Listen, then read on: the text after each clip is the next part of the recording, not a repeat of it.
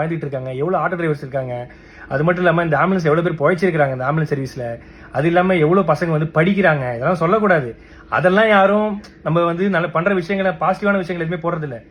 ஏதோ ஒரு சின்ன டி ஸ்டிக்கர் பிரச்சனை, அதை வச்சுக்கு நீ எக்ஸ்போஸ்டு முகத்திரை கிழிஞ்சது, அதுலயும் ஒருத்தர் போட்டிருக்காரு சர்வதேச கைக்கூலியா. ஐயா நான் தினக்கூலி, அது கூட பரவாயில்ல. இந்த ஹாஸ்பிட்டல் வந்து இவன் கட்டுறான், எப்படி இவனுக்கு உள்ள காசு?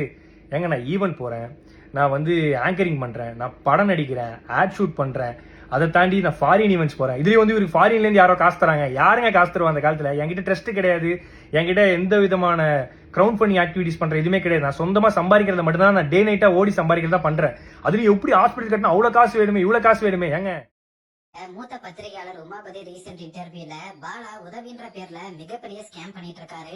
இவர் வாங்கி கொடுத்த ஆம்புலன்ஸ் எல்லாமே போலியானது, இன்சூரன்ஸ்ல நம்பர் பிளேட்டும் போலியானது. அதனாலதான் இவர் வாங்கி கொடுக்கிற வண்டியோட நம்பர் பிளேட்டை மறைச்சு வீடியோ போடுறாரு. இவர் உதவி எல்லாம் பண்றது கிடையாது, சும்மா ஷூட்டிங் தான் நடத்துறாரு. மேலும் பாலா ஒரு வெளிநாட்டு கைக்கூலி. இவர் உதவி பண்றதுக்கு வெளிநாட்டுல இருந்து ஒரு பெரிய குரூப் காசு கொடுக்கறாங்க. இந்த வெளிநாட்டு குரூப்னால பல நாடுகள்ல கலவரம் வந்திருக்கு. சோ பாலானால வருங்காலத்துல நம்ம தமிழ்நாட்டுக்கும் இந்தியாவுக்கும் பெரிய பிரச்சனை வரும்னு சொல்லி உமாபதி குற்றம் சாட்டியிருந்தாரு. கடந்த சில நாட்களாவே சோசியல் மீடியால இந்த விஷயம் தான் மிகப்பெரிய சர்ச்சையா பேசப்பட்டு வருது. இதனால பலரும் பாலாவை பயங்கரமா விமர்சிச்சுட்டு வர நிலையில இதுக்கு ஆதாரத்தோட கிளாரிபிகேஷன் கொடுத்து பாலா இந்த வீடியோவை வெளியிட்டிருக்காரு.